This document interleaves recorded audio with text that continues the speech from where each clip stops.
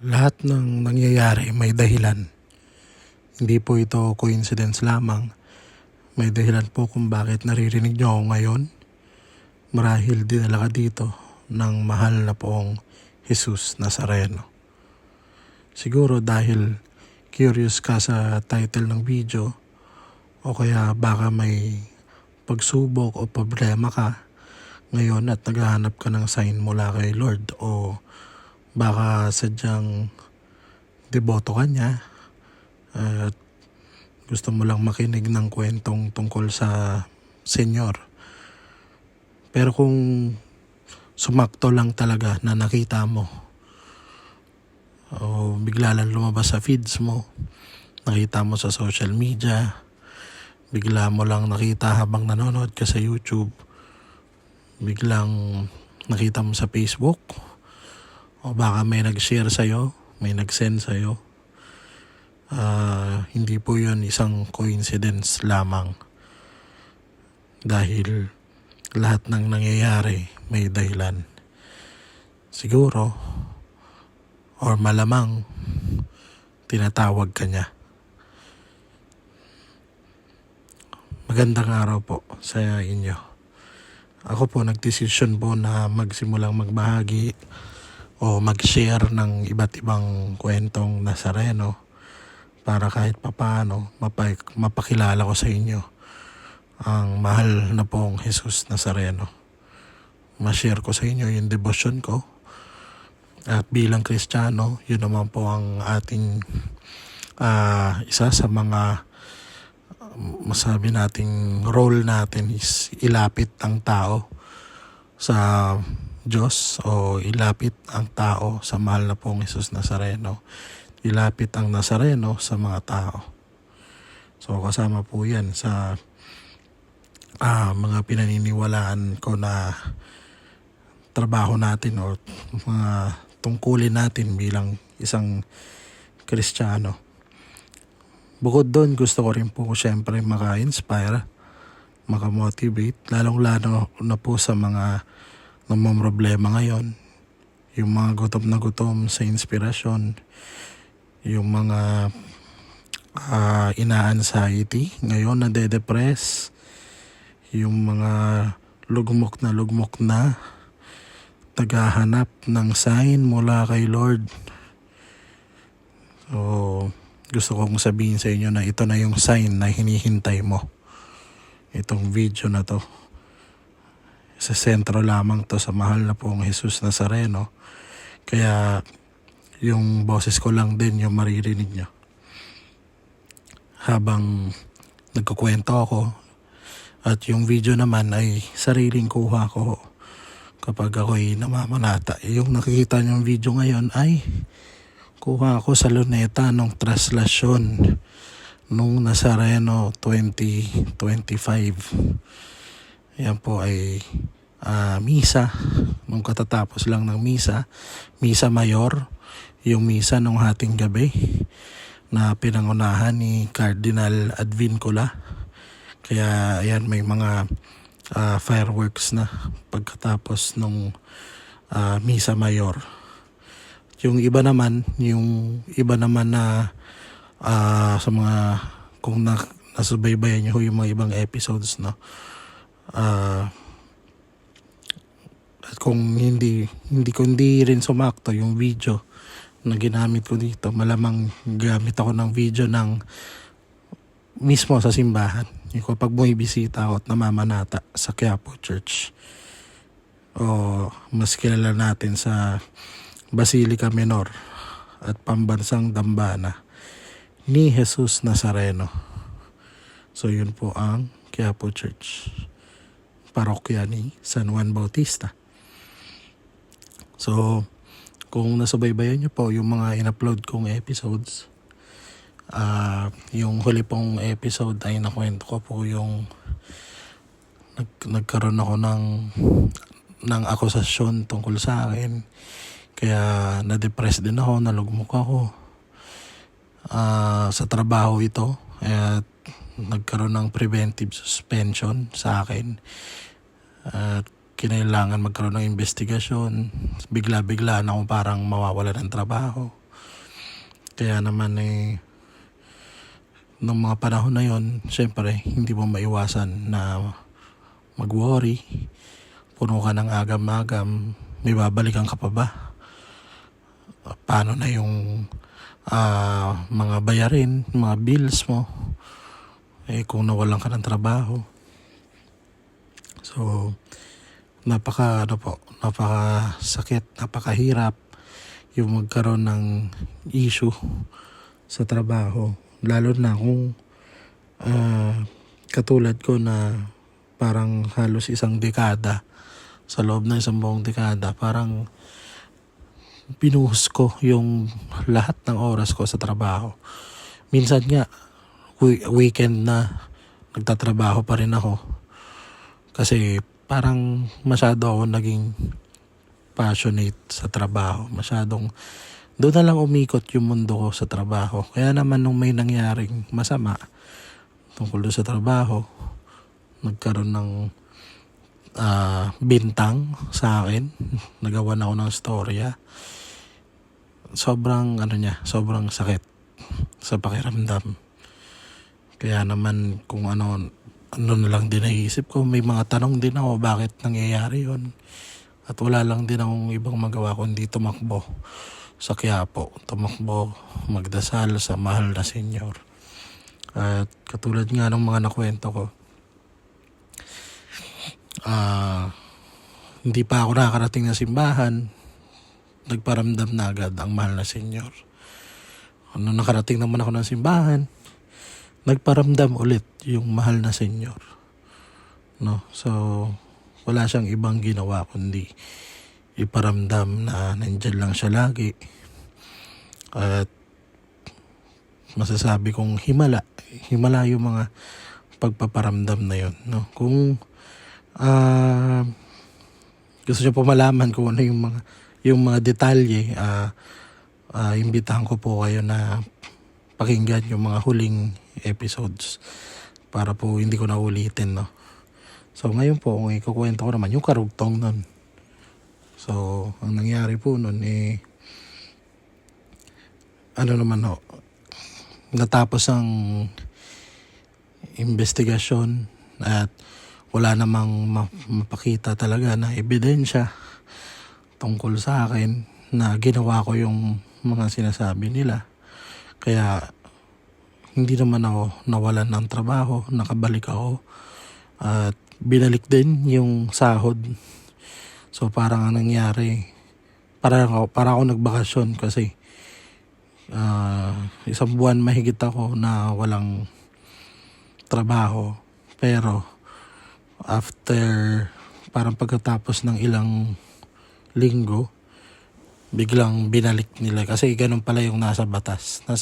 Binasa ko rin yung nasa batas na kapag napatunayan naman na hindi ka nagkasala, ay entitled ka na makuha yung full payment mo nung salary mo. So yun, biglang nakuha ko siya, yung binigay din naman. Kaya wala naman akong problema doon. Pero ang nakakalungkot nga lang doon ay nag-develop yung nangyari sa akin. Nag-develop siya ng traumatic experience. So nagkaroon ako ng matinding anxiety. Gabi-gabi binabangungot ako. Madalas nagsisigaw ako. Nagsasalita mag-isa. Minsan nagising ako na sumisigaw. Lahat sila nagmamadaling pumunta sa kwarto ko kasi akala nila kung ano na nangyari. Umabot din sa point na sinasamahan na ako matulog. Tinatabihan ako. Minsan nanay ko, minsan tatay ko. Kasi wala na, hindi na namin alam Kasi parang ang solusyon na lang, pag binangungot ka, dapat may gumising sa'yo. Ang problema, hindi mawala yung bangungot. Kung ano-ano yung mga napapanaginipan ko. Minsan, mayroon tungkol sa patay. Hindi naman tungkol sa namatay na tao, kundi parang minsan parang papatayin ako, kung ganon. Meron din naman na parang napagbintangan akong pumatay. Meron din naman yung taong gumawa ng storya tungkol sa akin sa katrabaho ko. Napaniginipan ko na para bang pinoprovoke pa ako lalo. Meron ding instance na napanaginipan ko yung isang boss sa amin na namuliti ka sa akin na para bang sinasabihan niya ako na wala daw akong magagawa kasi kakampi niya ang HR, kakampi niya ang mga boss.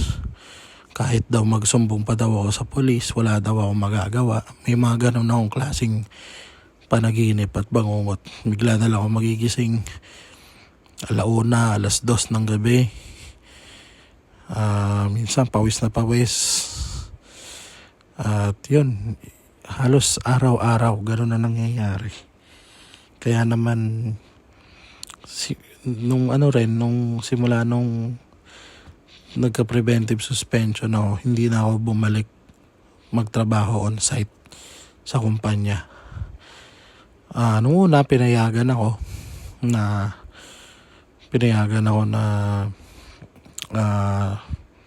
mag-work from home kasi pwede naman. Tsaka nagagawa ko naman yung trabaho ko sa bahay.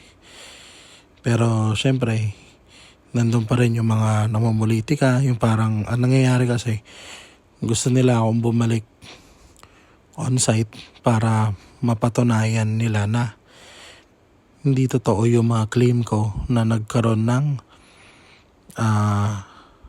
effect sa health ko. So parang gusto nila akong bumalik on site para masabi nila na nagdadahilan lang ako na ang nangyari kasi nagpaalam ako na work from home lang ako kasi hindi ako makatulog gawa ng mga traumatic experience na nangyari sa akin nung napagbintangan ako. Umabot din sa point na lumapit ako sa psychiatrist. At ayun, naman, may mga maganda rin naman na sinabi. Pero masasabi ko na hindi siya masyadong nakatulong sa totoo lang. Ang masakit pa doon,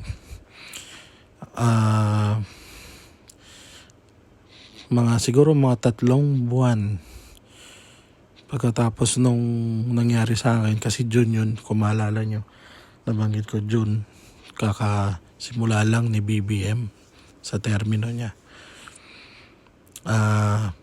Bigla namang kasi yun nung nawalan na ako ng gana nun sa kumpanya, kaya nagsimula na ako mag-apply sa ibang kumpanya. Gusto kong subukan mag-abroad. Nakakatawa naman kasi na-interview ako sa isang malaking kumpanya sa France. Tapos excited din ako nung araw na yun. Kaso pagkatapos naman ng interview ko, naalala ko, umuwi yung tatay at nanay ko kasi pinopush ko kasi sila, sabi ko magpa-check up kayo, gamitin niyo yung mga health card habang hindi pa ako nagre-resign. Basta for some reason gusto ko silang i-push na gamitin yung health card. Gamitin niyo yung health card nyo habang meron pa, kasi pag nag-resign ako, wala na. So option ko na talaga din mag-resign. Depende sa kung pipilitin talaga nila ako mag-onsite, talagang magre-resign na ako kasi mas priority ko yung health ko. Mas priority ko na wag mag-trigger sa anxiety. Pakiramdam ko rin nun kung bumalik ako at nag-trigger yung mga issues ko nun, baka natuluyan ako. Mahirap i-explain kasi yung nangyayari sa akin parang sa pelikula. Kung napanood nyo yung pelikula ni Eugene Domingo at ni Jake Cuenca nun, yung tuhog. Yung natuhog sila sa estribo ng bus. Tapos, ang nangyari doon si Eugene Domingo, meron siyang trauma na nangyari kasi nung pagkabata niya. Iniwan siya ng nanay niya doon sa parang grocery. Kaya parang pag nakakarinig siya ng nagsasara ng mga establishment, parang naano rin siya, yung humihinto ang mundo niya. So sa akin, medyo nagkaroon ng ganong epekto. Hindi ako makabalik on site. Iniisip ko pa lang yung mga tao. Kinakabahan na ako. Tumibilis yung tibok ng puso ko. Isang beses sinubukan ko na magpunta nung annual physical exam. Sobrang bilis ng tibok ng puso ko. Pinapahinga ako saglit nung mga doktor kasi medyo nag-worry sila kasi nga para akong nagsushoot up yung dugo ko. Kaya simula nun talagang sinabi ko na hindi na ako babalik at magre-resign na lang ako kung pipilitin ako ng management bumalik. Kaya yun, naganap na ako ng trabaho noon. Sinabihan ko na sila mama na gamitin yung health card habang pwede pa gamitin, habang may trabaho pa ako, magagamit pa nila. Tapos yun, kasabay naman nung interview ko sa France. Pag uwi nila mama galing check up sa ospital, medyo doon, yun yung masasabi kong pinaka nanlamig ako. Hindi ako nakatulog na maayos kasi nung sinabi sa akin ni mama na may nakita daw bara sa isa sa mga artery sa puso ni papa. So, at kailangan daw ng emergency angioplasty kasi yung artery daw na yon, yung ugat sa puso na may bara, ay yun daw yung tinatawag na widower, o kumbaga yung nagkukos na maging widow ang so pumapatay talaga siya. Kaya yung gabi na yon sobrang ang lamig, pinagpawisan ako, malamig, hindi ako makatulog. Tapos kinausap ko agad yung mga kapatid ko, binalita ko, yung ate ko nasa abroad, sinabi ko yung nangyari. Yung ate ko syempre nag-alala din. Ang unang, siya yung parang pinaka nagmando na ganito gagawin natin, maglo-loan tayo sa ganito, ganyan, para kasi alam naman natin na napakamahal ng pagtungkol sa puso, lagi napakamahal niyan Yung angioplasty, ang ginagawa ko doon, yung ugat sa puso, nilalagyan siya ng parang pampaluwag para mawala yung bara, para mas makadalo yung dugo at maiwasan ng heart attack. So, ang explanation kasi ng doktor, nagkakaroon na pala yung tatay ko ng mga mini heart attacks. Parang mga mild stroke siya. Na hindi lang nararanasan hindi lang siya yung nagiging, yung parang nahihimatay kasi small heart attacks lang. Parang mini heart attacks. So, na-recall naman nung tatay ko, sabi niya, may mga instance nga daw na parang nag-blackout siya, umupo na lang siya, tapos nagpahinga saglit. So, yun na pala yun. Ang maganda lang doon sa sitwasyon namin, nakita siya during check-up. Kaya nung nakita siya during check-up, hindi kami umabot doon sa point na yung mga nakikita natin sa yung mga nangyayari rin sa tunay na buhay, yung mga nakikita natin sa pelikula na stroke, sinugod sa ospital, mga ganon. So, mapiprevent siya basta nagpapa-annual check-up kayo. Kaya yung mga mahal nyo sa buhay, sana pilitin nyo mga pag-annual check-up din talaga. Napaka-importante yung na-check sila, lalo na kung mga senior citizen na sila. Ayun, so nung nangyari yon, medyo na-realize ko rin na kaya pala may nangyari rin sa akin na mabigat nung kalagitnaan ng taon. Kasi may mas mabigat pa pala na mangyayari. Katulad nga ng sinabi ko doon sa mga ibang episode na minsan hindi mo alam yung reason bakit nangyayari sa yung pagsubok.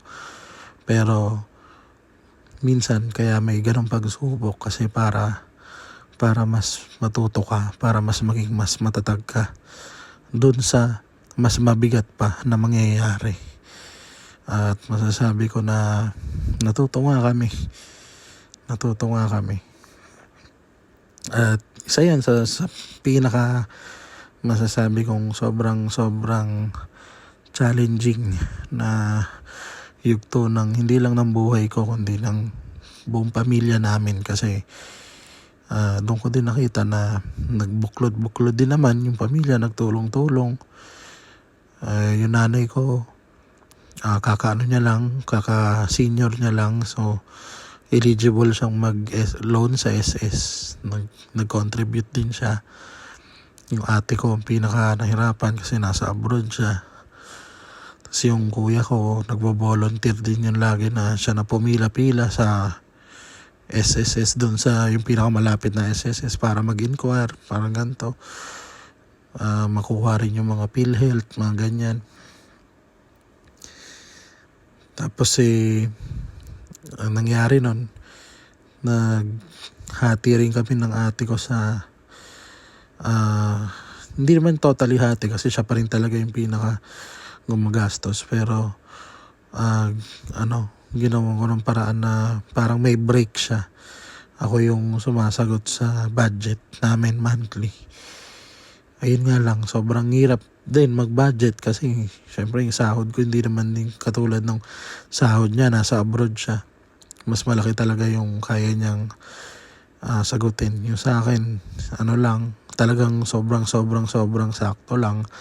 Kaya pag nag-inflation, pag tumaas ang bilihin, medyo nagtatalo kami ng nanay ko kasi paano pagkakasahin, mga ganon.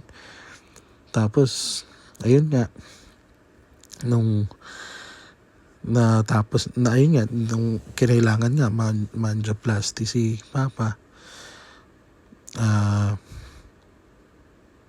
wala kaming choice kundi gawin yon. Talagang pinush namin kahit magkanda utang-utang. Talagang pinush namin yon na matuloy. Bilis lang naman siya na procedure, kaya lang sobrang bilis nga, sobrang mahal din. So nangyari siya sa Manila Doctors Hospital. Kinaganda naman doon, isang sakay lang nakakapunta ako sa Quiapo. Hindi ko rin makakalimutan na November 1 nandun ako. Nasabi ko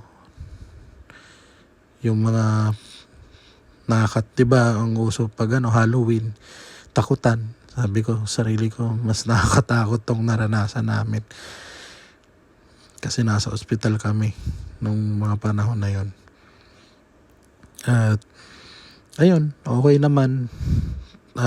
Successful naman yung awa ng Diyos. Successful naman. Ang worry lang din namin nun kasi pag very thin yung mga ugat, baka mag-result daw sa bypass. Yun yung talagang pinaka-iniiwasan namin. Pag na-bypass kasi mahirap. Milyon nang gagastusin. Kasi meron akong team member na na-bypass ang tatay. Sobrang nahirapan din talaga siya. Isa yun sa mga pinaka hindi ko makakalimutan kasi umuwi rin ako noon para kumuha ng pera na ipambabayad. Ako lang yung umuwi. Naiwan si mama sa ospital para bantayan si papa. Tapos sobrang lakas ng ulan. Sobrang lakas ng ulan ng pag-uwi ko. Parang nawalan pa ng kuryente noon. Niyaya ko yung kuya ko na matulog na lang kami sa isang kwarto. Naman yun, medyo kusa na rin siya noon na parang magsama kami. Siguro nagpapakiramdaman kami na pare-pareho kami puno ng worries. Gusto na lang din namin magsama-sama. Nagulat din ako noon. Naglatag na lang siya sa sahig. Doon siya natulog sa sahig ng kama ko. Para lang din magkalapit kami. Kasi nga, nawawala ng kuryente, walang ilaw. Tapos, lakas pa ng ulan. Alam mo yun, natatakot ka na nga sa ulan, sa bagyo. Tapos may nangyayari pang bagyo din sa pamilya mo, may problema kayo. At ayun, naalala ko rin nung natulog ako sa ospital. Hindi ako nakatulog na maayos. Parang, yun na yung pinakamahabang gabi sa buong buhay ko. Parang every hour na lang ako nagigising. Tapos sisilipin ko yung cellphone ko. Nagugulat ako. 1 oras pa lang yung dumaan. Parang, alam mo yun, ganun kaka-stress. Parang hindi ka makatulog talaga. Tapos, hindi ko makakalimutan. Bigla na lang lumabas sa Facebook feed ko. Yung, ano rin yun nagkakatikista sa Quiapo nun. Kung tama pagkalala ko, parang si Father Mojica yung nagkakatikisim nun. Tapos ang discuss niya is yung Matthew chapter 6 verse 34. So sinasabi doon na therefore do not worry about tomorrow, for tomorrow will worry about itself. Sufficient for the day is its own trouble. So, ang ganda rin nung out of nowhere lang, bigla lang siyang sumakto naman na parang nag-aayos na ako noon, nagbibihis pabalik ng ospital. Bigla namang ganon, yung nakabasa ako ng ganon, Matthew 6:34. Nakarinig ako ng ganon. Yung verse na yun kasi, ini-encourage tayo na mag-focus sa present at huwag ma-burden ng anxiety na dulot ng yung kung ano-anong iniisip natin, overthinking ba. Ang sinasuggest nun ay bawat araw ay may sari-sariling challenges at yung pagwo-worry sa kung anong pwedeng mangyari bukas ay very unproductive. So, ayun, maganda yung message nung verse na yun. Kaya, nakakatawa din kasi, syempre, ang dating sa akin nun, at pinaniniwalaan ko na hindi yun coincidence. Kasi lahat ng nangyayari, may dahilan. At mensahe yun ng mahal na pong Jesus Nazareno para sa akin at para sa buong pamilya ko. Na huwag na kami mag-worry. At yun nga, magiging okay ang lahat. At yun, awa ng Diyos, buhay pa naman kaming lahat, maayos naman kaming lahat. Salamat sa mahal na pong Jesus Nazareno. So dito po nagtatapos ang episode na ito at sana po suportahan nyo po yung mga susunod na episodes. Kung nais nyo po magbahagi din ng inyong sariling kwento, alam ko maraming mga kanya-kanyang kwentong Nazareno tayo dyan. Pwede po kayo mag-email sa akin at babasahin po natin dito para mabahagi natin sa ibang mga kadiboto. Send nyo lamang po sa email address na nakikita nyo sa screen, kwentongnazareno@outlook.com.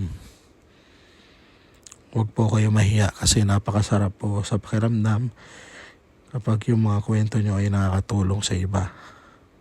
At yung na rin, yung may outlet ka, nakukwento mo, nalalabas mo yung nasa isip mo, nakakapag-share ka, napakasarap po sa feeling nun, sa totoo lang, yung makapag-share ka. Ito, pag nakita kong may nag-view na isa, masaya na ako kasi kahit pa paano may isa na nakarinig ng kwento ko tungkol sa mahal na pong Jesus Nazareno. Tsaka naniniwala po ako na somehow meron dyan may inspire, motivate. At higit sa lahat, No? Baka yung mga kwento natin, yung mga kwentong Nazareno natin, hindi natin alam, baka yun na yung makakasalba sa buhay ng iba. Baka sakali yung kwento natin yung hinihintay nila marinig ng mga taong nawalan na ng pag-asa at ayaw na mabuhay. Tulungan po natin sila. Yun po isa sa pinaka-importante sa akin. Mental health issues. At ina-advocate ko po yan na sana matulungan natin kasi yung gobyerno kulang yung kanilang ginagawa. At kalat na yan sa buong mundo. Tulungan po natin yung mga nade-depress, yung mga ina-anxiety. Tulungan po natin sila. Tayo lang po yung makakatulong sa kanila. Kung gusto nyo pong i-share tong video na to sa mga kilala nyong may ganon, may sakit at nawawala na ng pag-asa, feel free to do so po. Kahit po i-re-upload nyo, i-download nyo, i-re-upload nyo, walang problema sa akin. Importante sa akin is makarating yung mensahe ng mahal na pong Jesus Nazareno sa kanila. Muli, maraming salamat po. Huwag po natin kalimutan mag-like, comment, share, and subscribe. Makakatulong po yan dito sa channel ko at sa pagpapalaganap ng salita, buting salita ni Jesus. Lahat ng nangyayari may dahilan. Mahal na pong Jesus Nazareno, habang buhay akong magpapatotoo sa walang hanggang pag-ibig at pagpapala mo. Amen. Amen.